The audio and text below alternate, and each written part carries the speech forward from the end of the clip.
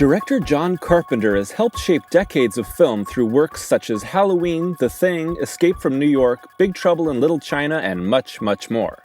While major mainstream success often eluded him during the heyday of his career, his filmography is often cited by countless creators today as a massive influence. But it's not just the stories he brought to the screen that helped shape the world of cinema as we know it today. Beyond directing, writing, and often editing his films, Carpenter composed the scores to almost every single movie that he created, and the sonic worlds that he crafted have not only influenced countless compositions, but have also made their mark in the world of music as a whole. Often only armed with a Korg Triton synthesizer, Carpenter created the vast majority of his most influential scores with a sparse but unforgettable approach that burrowed its way into the hearts and minds of millions. From the off-kilter creep of the Halloween theme to the rock and roll of vampires, Carpenter's scores have taken on a life of their own in the decades since they were first connected to image. If the idea of one man producing numerous soundtracks on only a synthesizer sounds boring and monotonous to you, you need to listen to more of Carpenter's work. The range of Carpenter's sound and his ability to capture a wide variety of mood tailored to the many different ideas present within his filmography reveals how Carpenter could crank out so many iconic genre films, especially during his heyday in the 80s. To better understand Carpenter's musical impact, let's first go back to his roots. Carpenter's father was a teacher of music theory, a composer, and a symphony musician, which led to the future director growing up in the world of sound. He was soon taught violin, guitar, and piano, and was part of a rock band in his youth. But his love of film led to him attending the USC School of Cinematic Arts in 1968. There, Carpenter's filmmaking aspirations combined with his musical background, leading to him beginning to score his own films out of pure necessity. Carpenter once said, "When you go to film school, you have to do everything yourself, and so you come to believe in some stupid place in your head that I can do this." Carpenter credits the films of Howard Hawks, John Ford, and Alfred Hitchcock with exposing him to the importance of music within film. In particular, the director has highlighted Bernard Herrmann's theremin-based score to The Day the Earth Stood Still, Beebe and Louis Barron's electronic circuit-powered score to Forbidden Planet, Tangerine Dream's soundtrack to Sorcerer, and Wendy Carlos's Moog synthesizer work on the highly influential Switched on Bach as pushing him towards synthesizer sounds in particular. Carpenter has said that his career in music is almost completely improvisational, meaning that after cutting together a movie without any temp music, he would compose a score to it and sync up sound to image as he saw fit. As a composer, Carpenter has often likened his film scores to being cinematic wallpaper or, quote, carpet music, meaning that he seeks to provide dressing to the scene without overtaking the action on screen. And that approach is apparent in almost every soundtrack composed by the director, who has emphasized a minimalist approach to his scoring work, and in an attempt to produce a maximum effect through the simplest means. Carpenter once said that music can make you see better, but also actively tried to avoid overselling the emotions on screen. To the director, the image came first, and the music was made to serve and support it.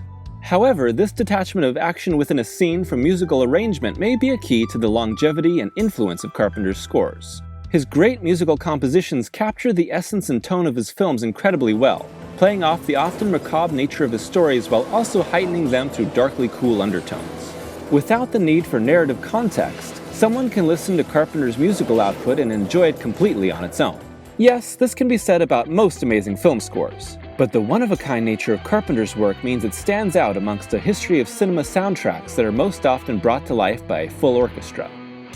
With no budget for his student films, including the Academy Award-winning short The Resurrection of Broncho Billy, Carpenter realized that he could create a robust electronic orchestral sound on his own through the multi-tracking capabilities of synths.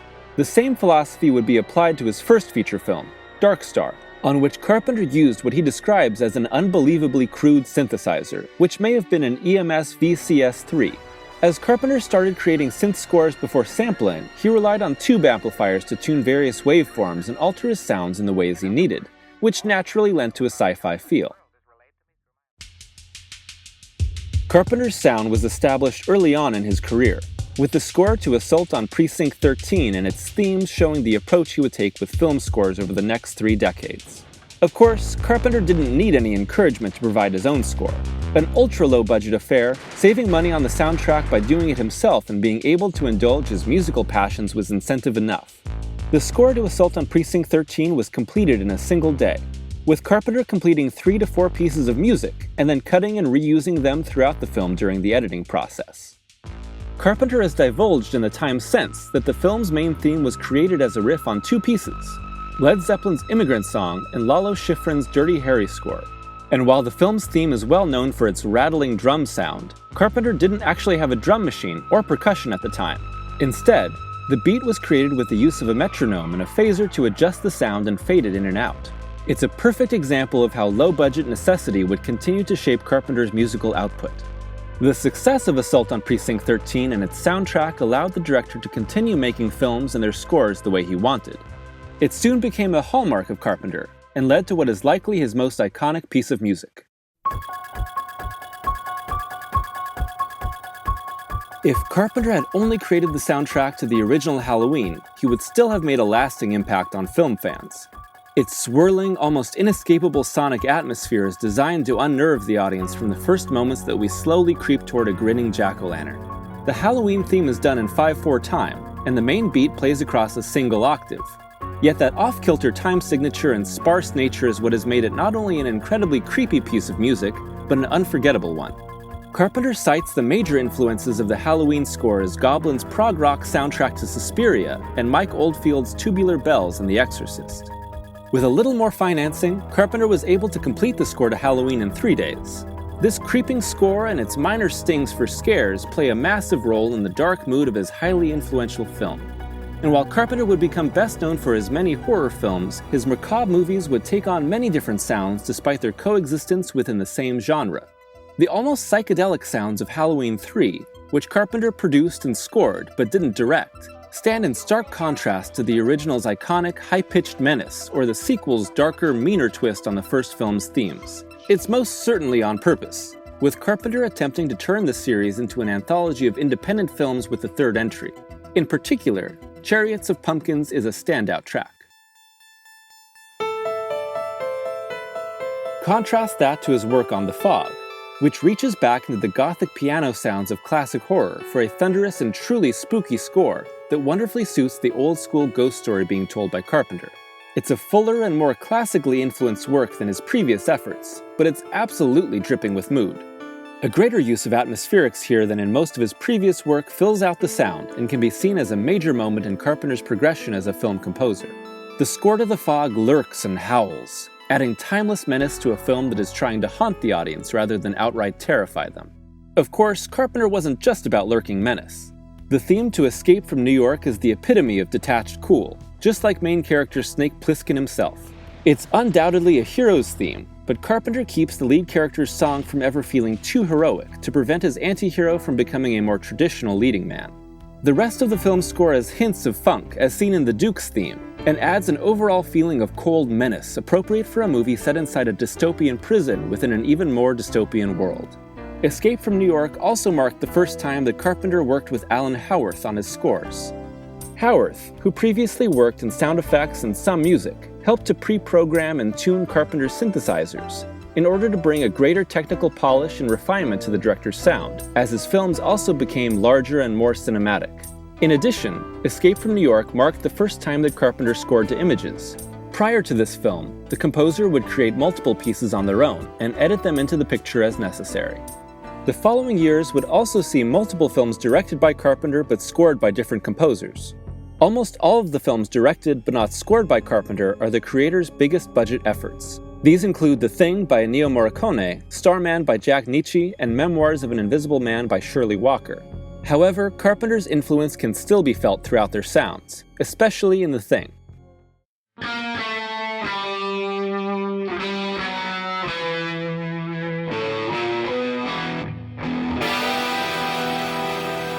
Carpenter's later work in the more lighthearted Big Trouble in Little China and even They Live saw him incorporating a full band for a more propulsive, action-oriented score that lived up to the honky-tonk swagger of his film's heroes. It makes sense when you realize that Carpenter had loved rock and roll even before he began making films, and the ability to make movies that allowed for a full band quickly led to him embracing the musical genre in his scores.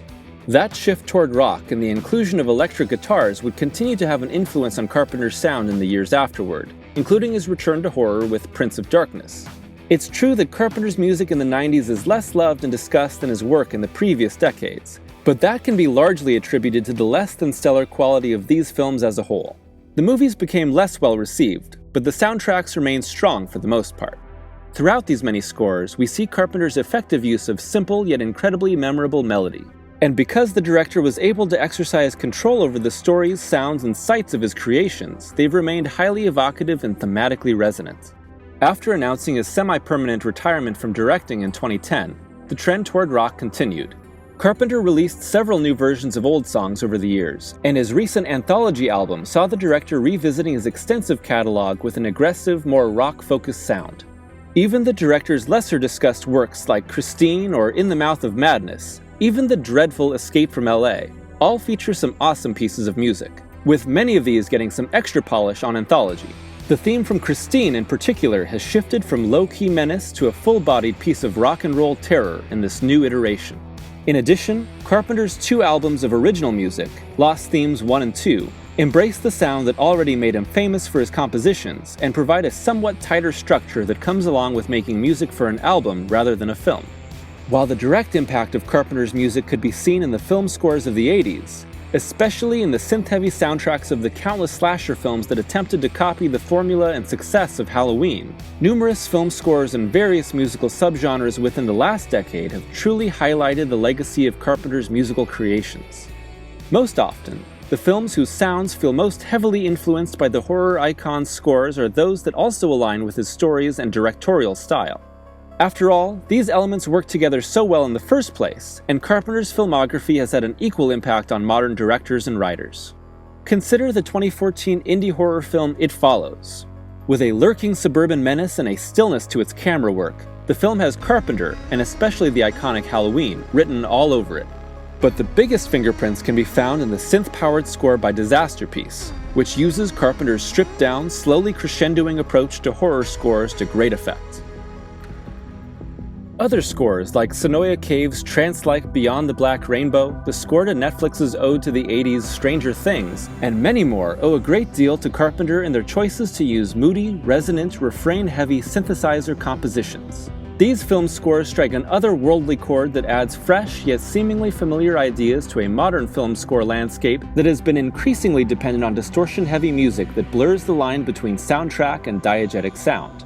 But the musical legacy of Carpenter is greater than just the sounds behind films. It's bled out into the music world as a whole. As kids who grew up watching Carpenter's films on repeat, along with the works of other artists who helped explode the synth-fueled sound of the 80s like Tangerine Dream, Vangelis, and Jan Hammer, have modernized the sound of the era into the nostalgic yet progressive subgenre of synthwave.